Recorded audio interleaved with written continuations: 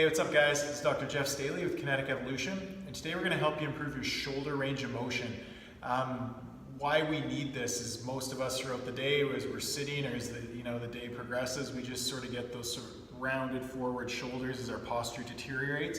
What that does is it pulls the shoulders forward and really kind of glues everything together back there. It gets all sticky and grumpy, and then when we really notice is when we want to engage in some activity and we try going overhead or try putting those shoulders back where they're supposed to be, they just won't get in that position anymore. So that's the area we want to target, is that back shoulder capsule. That's where all those external rotators hang out.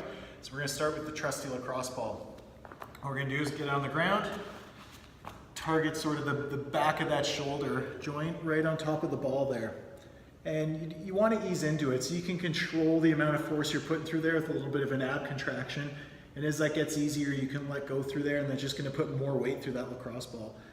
And what you're looking for is sort of any sort of gritty spots, anything that's feeling pretty tight and grumpy. Once you got that pinned down, you can put a little more force through that spot. Then you can start to take your arm through its range of motion. So I'm just going to work into some external rotation there, get into some internal rotation. From there I can straighten the arm out and get my rotations that way a little bit, so turning it in, turning it out. Again, it's not the most pleasant way to get those out, but you shouldn't be experiencing a ton of sharp pain with that. I can even bring that arm across the body to really open up sort of the back capsule of that shoulder and expose all those rotator cuff muscles. So after about 2-3 minutes of that, everything's nice and warmed up through there. What I'm going to do is I got my band fixed to the squat rack here. I'm going to wrap the arm through there. And what we're going to start with is just getting into that rotator position. So I'm really opening up that shoulder. And now what I'm going to do is I'm going to basically relax the shoulder girdle and lean into that a bit. And if I need a little bit more tension, I just sort of shuffle away from the squat rack there. And as I pull, it's just stretching all those structures in the back and really opening that up. And as I sort of angle my torso forward or back, it's going to target different muscle fibers through there. So it's really good at lengthening all those structures that just kind of we unstuck from each other.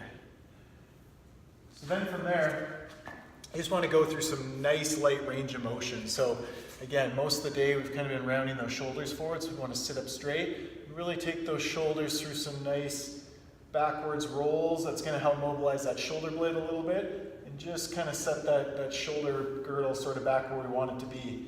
Once we don't feel much tension with that anymore, we're going to take it through some internal and some external rotations. Again, staying in sort of that scaption plane, so sort of 45 degrees up and down, 45 degrees side to side. We're just going to take it through some of those rotations, make sure we're getting that movement up at the shoulder joint. We can even take it through some rotations this way. Once we're nice and loosened up, then we want to put a little bit of resistance through those same motions. So we got the band tied up to the squat rack here. I'm in that scaption plane. I can take that band into some rotations externally, take it in there internally. If I find that I want, just get this unhooked here. If I find that long lever is irritating it a little bit, I'll undo my band, just shorten it again. We want to make sure that shoulder's sort of centrated back there. We don't want to be doing this with the shoulder forward. So nice and upright, shoulder back, and we can just take it through some external rotations. Again, this is how it's going to kind of look from the front. We don't want to get too far out there. We want to stay sort of in front of our body initially here. And then we would do the same with some internal. So essentially it would just look like this. So after we've loosened everything up, stretched it out, mobilized it, we want to put a little bit of force through there to get everything sort of fired back up in its new position and work on stabilizing that shoulder joint. So give that a shot. So if you're experiencing any sort of pain that doesn't seem to be getting better at all with any of this, potentially a good idea to get that checked out. But incorporate this into your warm-ups before you do anything upper body, anything overhead. See how that works for you. If you have any questions or concerns, leave a comment in the section below. I'd love to hear from you. And in the meantime, subscribe to our channel and check out more of our videos.